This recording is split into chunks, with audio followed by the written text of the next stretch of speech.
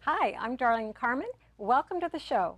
We have one of Bay Area's top Asian American cuisine chefs, Michi Shin. He has over 25 years of experience and has received multiple awards for his innovative style. To get us into the mood for the holidays, Michi will prepare some snacks and hors d'oeuvres with his son, Raphael, who handles the Michi events and catering side of the business. Thank you so much for being here. It's good to see you. How are you? Yeah, Likewise, thanks so much. Now, Michi, you've had a lot of restaurants in several of the cities in the Bay Area, but now you're on the bottom level of Casino Matrix. Yes. So what is your clientele like? Is this for the lunch crowd or happy hour or late night crowd? Yeah, we are all the time busy, but we start the work is 10 a.m. to 3 a.m. It's a long hours, but most lunchtime is busy. Of course, it's all corporation in the First Street, and then broker is there. Is the ladder is a corporation. They come to the lunch, and then is the evening. We do 7 p.m. start the really busy, and 8, 9, 10, 11, 12, 1 a.m., 2 a.m. It is the crazy. So you can't believe that. So well, I hope that you have a lot of help now. You work together with your sons. Yes. Yes, we do. So I'm actually the middle son of Michi's, but I also have an older brother that started the business, and for that reason, we are a full-blown family business. So you'll always see one of us at the restaurant or at our catering events, which you mentioned as well. So we take a lot of pride in the way we grew up and our upbringing, and we're super thankful for our parents and the product and the service that they've started for us, and for us to carry that through is a tremendous honor, and we're very, very thankful. Well, as you say, you did grow up in the business. So how does it feel to be taking over the responsibility of the catering part of the business? So the catering, it is, and the catering aspect of the business is actually a little bit more than half of the entire business. So with the restaurant and the catering company together, it's really a 1-2 punch, but again, I am so thankful that we do have an opportunity to bring a great product to our clients, but also have clients come over to us at the restaurant. So it is a really dynamic business, and I didn't expect to take over when I was a little kid. I obviously had different aspirations, but I really recognized understanding that the tremendous value that I did have in what I was good at, which was speaking and selling. And well, you just graduated. You went to college to business, right? Yes, I studied business administration at Loyola Marymount University, and thankful that my family put me through college and helped me to really understand the business. But the really interesting aspect is that in order for kids in my family to get put through college, we have to go through this pretty incredible process, and that's learning how to make sauce, and starting out being a valet, and then a busser, and a hostess or a host, all the way up to being a dishwasher, and so on and so forth, to ultimately holding a management position there before we graduate high school. And so because I did that, I was thankful enough to get that education, and it's really been the deciding factor that's brought us to the point that we are, and to be able to innovate with the products that he's instilled since we were really, really young. So that's amazing. Well, now, what kind of services do you provide for your weddings and your big events? Right. So Monday through Friday, it's primarily corporate events, larger corporations that come in and want to have bento boxes delivered or different services of that nature. But as far as the weekend events go and the special events that we put on, we are a full-service caterer, which means that aside from the food and the actual staffing, we also provide tables, chairs, linens, different rentals that you need. So we're essentially a one-stop shop to be able to come in and service an event, and that makes it really easy for the clients, but it also really values the relationships that we have with our partners. And so the industry is really tight, and a lot of different companies work really hard to be able to put on a great production. Well, and so, you have access, right, to entertainment? Yes. And different wineries and so forth? Absolutely. So you can just do anything. You can make anything happen, right? Absolutely. Yes, and, right, yeah. and we're really thankful for that. Like I said, Michi and just our executive board has put a tremendous amount of investment into making sure that relationships are the most important aspect of the business. And as long as you value those relationships and you foster those, then the business side of things definitely comes after that. So again, thankful, excited, and we're so happy to be here. So thank you so Over much. 25 years of wonderful sushi. Thank Speaking you. of sushi, Yes. I would love to see you prepare something here. And so just go ahead and Okay. entertain us. Okay, so let's do go. Yes. So yeah, so thank you so much, everybody. So this is my knife. It's Raphael. How many years I do? Over 10 years, right? Yes, Yeah. absolutely. This is a really special knife and tools. So it's great. So when you make the sushi at home and you need to knife, but any kind of knife you can use it, so it's no problem. But all the time you need to be very clean and very be careful. Okay, so you need the rice, and this is the short grain rice. Is the you can get any Asian market and or Costco, whatever you can go make the buy the short grain rice, and you need to rice cooker. Is the very small size rice cooker. You can get anywhere. It's easy to under $100. And you're also And then, able, if you don't have a rice cooker, you can purchase one, but you can also make rice traditionally just on your stove. So That's what I do. with a little bit of boiled water and a little bit of salt. The short grain rice is really the most important aspect of laying the foundation for a sushi roll, which is why we recommend using a short grain as opposed to a long grain or a medium grain. There's so much rice out there these days. It has so. a little bit of a sticky quality. Yeah, stickier, so slightly it helps starchier. The vinegar. Stick, And that's yeah, right. it helps it stick, right? Yeah, Absolutely. we need to make the sushi rice vinegar. So very secret. All restaurants or family, they are different recipe. Yeah. So yes, so that's why they make the flavor for the sushi is very important. And then after we can get the fish. Is the sushi is the Japanese food is the fish and vegetable. Of Yes. course we have a meat too. Yes. Okay, Yes.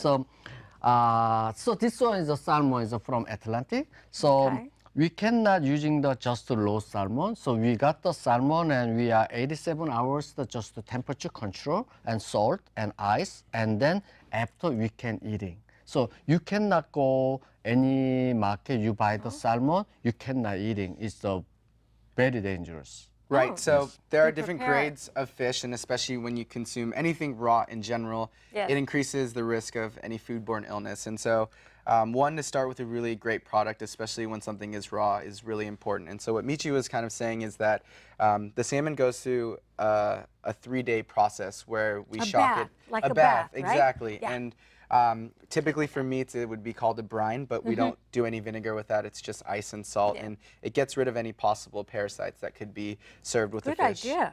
Good and it's idea. just something that's very functional and also something that adds a little bit of flavor as well. Sure. As I do finish explaining the different types of fish, Michi, can you start with rolling some of the nori on the rice, please? Okay, so this is a tuna, whatever I want to say today. So tuna is everybody loved the tuna, right? Yes, So yes, this is from Japan, and this is from Alaska for white tuna. So albacore.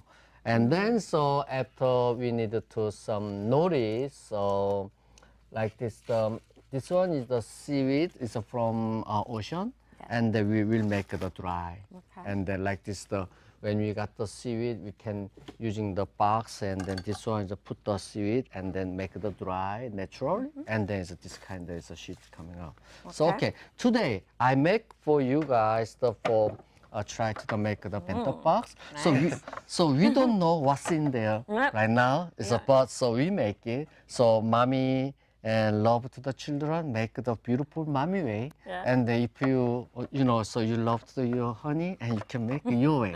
So I wanted to tell you, so not only this way, Japanese style, no, family style, your style, and your love, okay? So, okay, I do make the California one first, okay? So Everybody loves first things, little water, and then make the sushi rice and make rolling this way. And the reason why Michi puts on the water is so that there's about 20 seconds from the time that you put on the water to where the rice won't stick to your hands. And so this is the most integral process of the entire roll, and so you want to make sure. And so he's laying it down across, and as you can see, he's making sure he's getting all the ends. So you don't want to see any bits of seaweed at the end.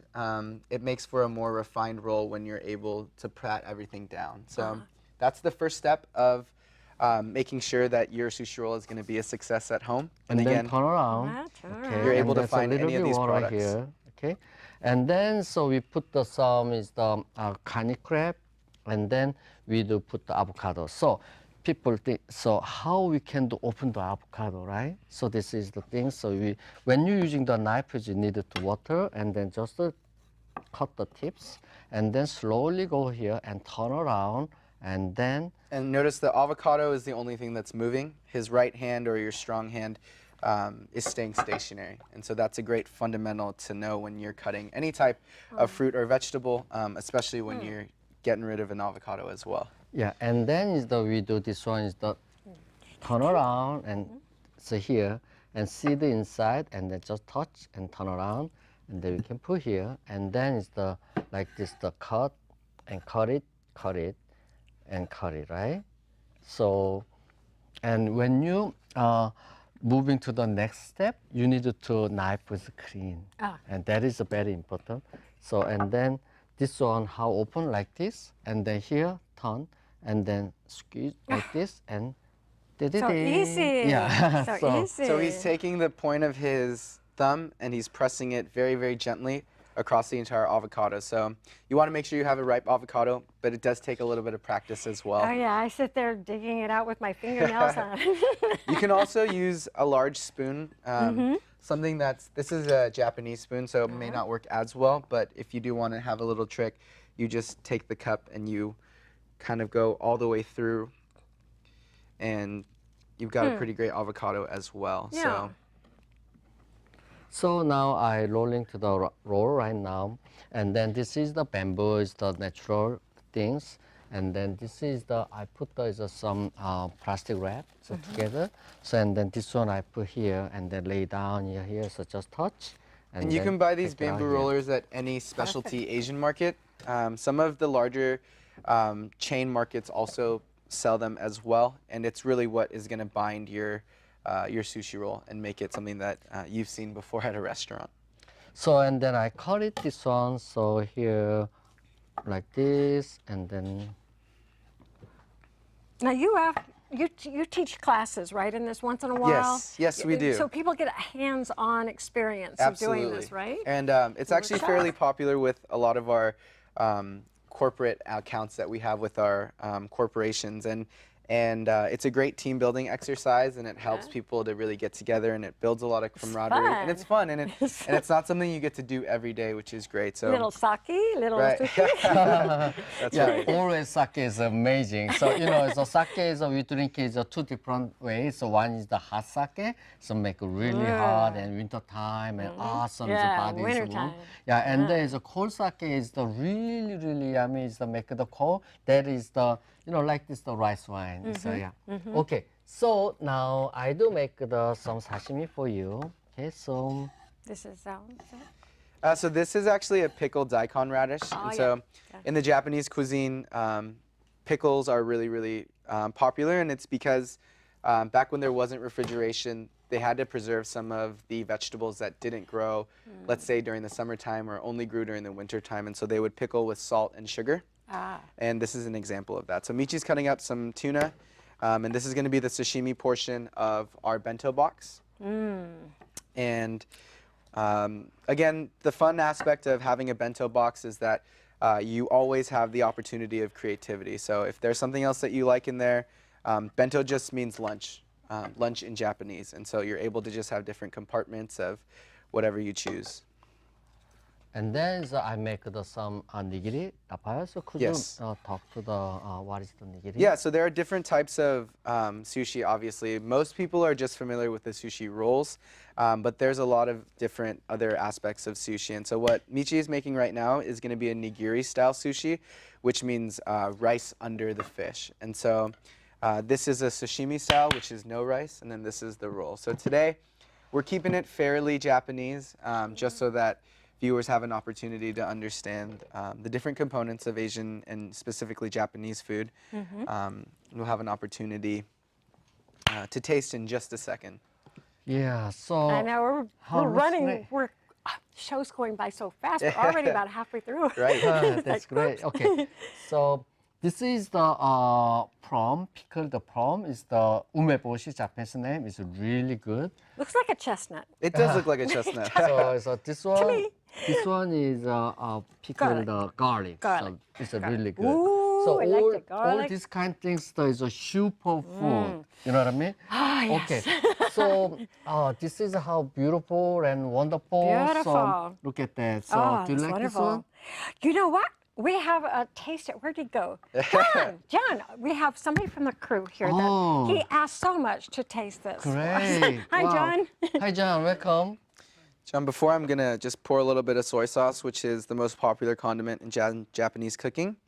This is one of his specialties. You know, Right. he works on the crew as well in many different positions. But this is his favorite position. Here you are. Taster. Go ahead. So that's a California roll that he's having. Ugh. Oh, so hungry, right? He's a lucky guy. Great. So, Oh.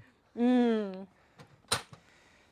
Of course, he can't talk with his mouth full, so we'll just have to watch his language. You're welcome. Enjoy. And Japanese is typically a finger food anyway, so if you Yes. do go ever to travel to Japan, you'll see most of the locals eating with their hands, and it's just something that's a part and very much rooted in their culture. And we're actually Korean, and I grew up eating with my hands a lot of the time as well too. Not I so do much too. anymore, but I think It's the most called bad direct way. manners, maybe. I don't know. I don't know. To me, that's just a natural way. right. You know, Right. I paint with my vegetables and Sure. eat with the same hands, and you okay? It's all right. Delicious. It passes his. Awesome. Okay. And I'll take that and I'll Well, put thank it back you. here. Thank you so much. Thank you, John. Awesome. And so as Michi showcased some of the more traditional sushi items, which is what has made his namesake, I'm actually going to segue and transition into something a little bit more Yes. holiday themed See. and something that's going to be really easy to be able to serve at Okay. any holiday party or Christmas party, Thanksgiving, if you want to do something a little bit more fusion-like. So today we're actually going to be doing a fusion taco. So Huh. it's not exactly Japanese or Asian, but it is something that we really, really enjoy doing. And Michi so way. it's the Michi way, and it's highlighting what's... So I have to ask you: Sure. is this like your own recipe? Yes, it's absolutely our Oh. own recipe. And so next, you know, when you're not busy, you have to write a cookbook. yeah, Oh, of course, we've we got do it in the that, works, yeah. I'd love to see that. I So I'm would just love to taking a little bit of extra virgin olive oil here. Any oil at home works. One for flavor, but two to make sure that these tortillas are pliable. So you cut these to shape, or can you buy Right. them like? Okay. So you can buy them. They're typically a little bit bigger. We actually just took a small mold and we cut through them to make them a little bit smaller. So as we kind of wait for these, the reason that we do make these tortillas pliable is so that they can actually have some freedom and flexibility to move as we serve, and we add the ingredients in here as well. Yeah, we got about 10 minutes. Perfect. Great. No So pressure look here. at this, how beautiful colors like this. Yeah. And Nice so it and doesn't, soft? yeah, and it doesn't take too long to get these No. pliable anyway. So No. I'm going to take these off the heat right now, and I'm going to set Okay. them like so. And with the oil that's already in the pan, we're doing the same salmon that we saw here, but we're actually going to roast it a little bit in the pan. So Okay. as we saute this, you can kind of hear the pan will talk to you, and it'll help you Yes, understand, So hey, this- I'm ready to go. Ah, Yeah, see, this see? is the really wonderful moist. It's Ah, smell good. usually it's the salmon is the cook and grill. It's the so dry, but Yeah. this one is just look at that. This one is a sashimi. Sashimi we grill. So that's why this is a amazing. It's so amazing. I cannot say how. And I'm going to is good, season a yeah. little bit with just salt and pepper. And that just, again, adds a little bit more dimension to the actual plate here. So take any little plate you have. It works great for an hors d'oeuvre during a party, like I mentioned. And you'll begin by laying down one of your tortillas. Traditionally, in Mexican cooking, you'll lay down 2 tortillas. Yes. And we'll follow that. And you'll kind of just let the pan talk to you. And as this browns, give it a flip. I definitely don't recommend using your hands, but we are experienced and we're professionals. And you'll go ahead and lay these down like so. It's good to have a little skin, right? It is. Because it's right. good for your body. It's Right, good for you. absolutely. And you'll take any type of utensil. Here I've got a fork, and you'll sort of mash it up. And again, the quality of the It's Nice. of the amazing. fish is you going to know? be really Yeah. simple. And here I've actually also got a pickled kimchi. So this is the aspect of our culture that we're bringing in. Little spicy. A little spicy, Yeah. Okay. a little Warning. fermented, and it really adds that quote-unquote umami flavor that you guys have heard of before. And so you'll just lay this on top. Oh, it's yummy. It's so, warming. And We finish it off with a homemade chili paste sauce that we've got right here, and also a quick wasabi aioli. And any other vegetables that you have laying around are going to be very, very helpful as well. Pretty. Make it nice, huh? Okay. Some color. Nice. And a little bit more texture there for some avocado.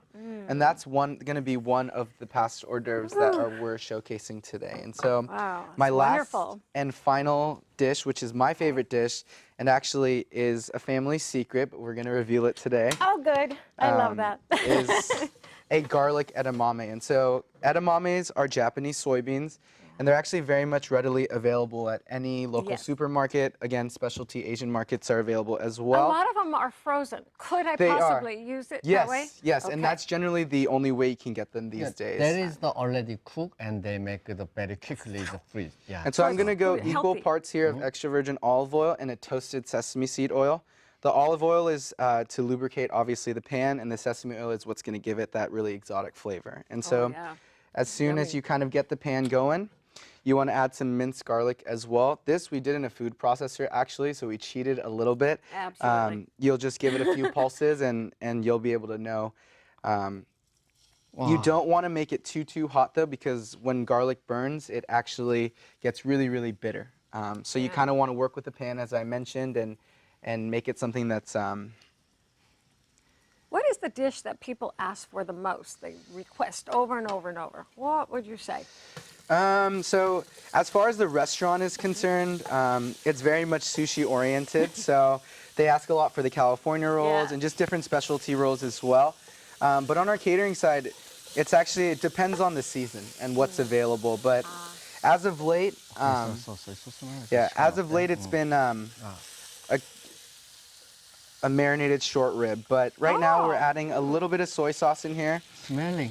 Yeah. So good. So garlic is how it's good for our body. It's like this 4,000 years ago, and then it's a Bible say to the get is a garlic, and it is in all over the world is a country starts the story that is a garlic. Oh, so it's great. Oh, look at the color of that too. Yeah. Right. So and as the garlic caramelizes with the soy sauce, Michi's going to slowly add in these soybeans, and these have already been boiled ahead of time. About 5 minutes? Yeah, about 5 to 7 minutes with just a little bit of... take the little crispy, That's right. Okay. And... that smells so good. Yeah, so this doesn't take very long. And you can do that like this? No, not me. You would want to stand back when I try that. Great, smells is great. So would you like to try to this one? Oh, we'll have John. John. Oh, great. We've got more for you. I know you didn't have a chance to eat before you got here today. So this is our fusion taco, and then these are the garlic edamame as well. So again, for any party, it's really, really ideal to do some finger foods and to make things really interesting. And obviously holidays are a time of tradition, but again, tradition started somewhere else, right? So you can always feel free to add something else a little bit more eclectic into your menus. How did you get the shape on that tortilla? Do you have like a cutter? So no, we actually took the bottom of any of your typical ceramic bowls, and you cut it like a... and we press down and we cut around with one of our Japanese knives. It takes a lot of time, but it looks really, really nice. Could you also use like a rice wrapper, or is it too thin? Or, so yeah, there's a lot. What's that other one? What do you call it? Egg roll. Yes. Yeah, you can use you can use a wonton. Yeah, and actually I've got some right here as well. And you can use any of these wrappers. These contain a little bit more of regular flour, and the texture is a little bit off. But again, based on your preference, if that's something that you want to do as well, by all means, for sure. So what is the coating on this one? This is a flour. It's a flour coating. Yeah, so it's a little bit of rice flour, some all-purpose flour, and egg. So it's really it's an Asian pasta, and they just decided it's almost like a ravioli.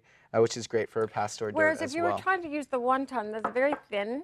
They and are. it's stiff and It is, but the egg wash, if you just take one egg and the equal parts water and you kind of lay everything around, it turns out to work out really, really well. Well, he polished that off okay. Yeah. You're welcome. Thank you, great. How about And then this one? you'd want to try one of those, yes. He's using his fingers. It's like, oh, let's see. Well, if I had a napkin, I would give it to you. You're welcome. Thanks so much. Yeah, so the garlic edamame Thank you. is the one sake and one garlic edamame, one sake. It's oh, yummy. And there's watching the Yeah. Super Bowl. And at the restaurant, you know what I when mean? one of these sells, because of the aroma, the viewers can't tell right now, but it smells so fragrant. We end up selling like so many of these as well. So when one sells, it sells a lot. Wow. So you're just like all day long cooking, aren't you? We aren't are, you all yeah. day long cooking? Even when we're not working, we're cooking. Well, So, it's Yeah. not all day, it's a whole life. well, now your late night crowd, do they still want the same that you have like in the lunch? They like anything, right? Yeah, so it's primarily sushi at the restaurant. So we take a lot of pride in really highlighting the products that we have right here. And so yeah, it's primarily sushi that they get regardless of the time. So whether it's 12 at midnight or Doesn't or matter. 11 in the They morning. got their appetites. That's and right. with all that gambling or what they do, I don't know. I Yeah, haven't been we there have yet. also a lot of different kind of things. It's so whatever you like sushi or you like the meat, you like the other one, we can do. Yeah, just keep on going. So, Right. so do you have time to cook now with your catering side? You probably don't have as much time to put in Right. the kitchen, right?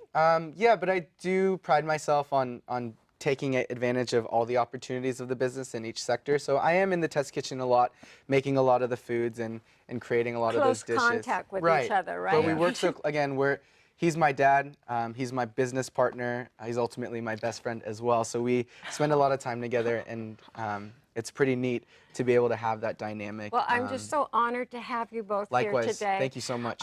It's just been so much fun. I've learned a lot, and thank you so much for being here. And you know what? You can just kind of keep cooking. while Yeah, we go off absolutely, the certainly. air. Yeah, I'm gonna make a few more tacos as well. I would like to tell people out there watching the show that this holiday, you don't have to just bring out the chip and dips like you're used to. Try something new. Be a little bit creative and innovative. And, that's what the holidays are about. Have some fun. Thanks for watching the show, and watch again. We're going to keep busy here. So what are we making now? Yeah, We're making some more tacos.